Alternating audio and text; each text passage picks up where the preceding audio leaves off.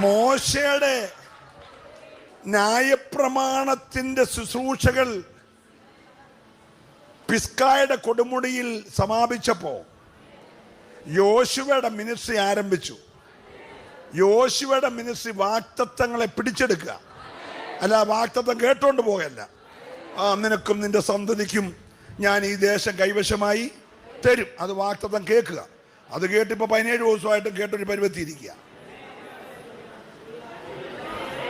യോശു പറഞ്ഞു, ഞാനത് പിടിച്ചെടുക്കും. എന്റെ പിതാക്കന്മാർ കേട്ടു, ഞാൻ പിടിച്ചെടുക്കും ഇന്ന് പകൽ. അപ്പോളേ പിടിച്ചെടുക്കുമെന്ന് പറഞ്ഞപ്പോൾ പ്രതികൂലം പറഞ്ഞു, എടാ യോർദാൻ കടന്നിട്ട് വേണ്ടേ പിടിക്കാൻ, എരികോ കോട്ട തകർന്നിട്ട് വേണ്ടേ പിടിക്കാൻ. ഹലോ, വാഗ്ദത്തം നീ പിടിക്കുമെന്ന് പറഞ്ഞു മുൻപിൽ മൊത്തം തടസ്സമാ മോനെ. കര കവിഞ്ഞൊഴുകുന്ന യോർദാൻ, ഉയരെ നിൽക്കുന്ന എരിഹോ. Praise the Lord.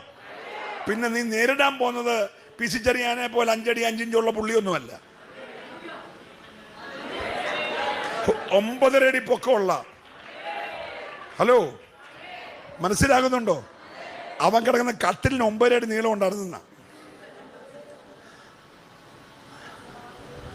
ഹല്ലേലൂയ. അമാലിയക്കരുടെ ഒക്കെ വലിപ്പം ഭയങ്കര കേട്ടോ.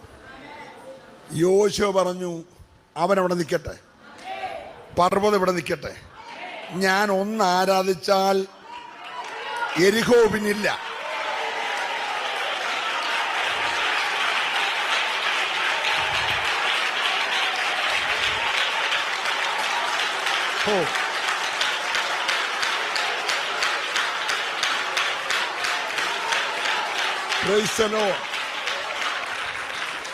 ഈ മോശയ്ക്ക് വേണ്ടി എപ്പോഴൊക്കെ ആവശ്യപ്പെട്ടു അപ്പോഴെല്ലാം കൂടാരവാതിക്കൽ തേജസ്സിൽ ആരിറങ്ങി വന്നു?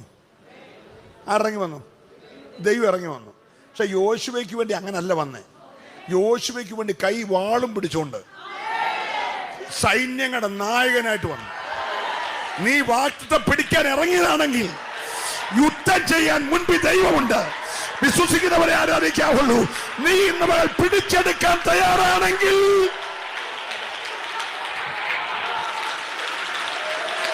yes.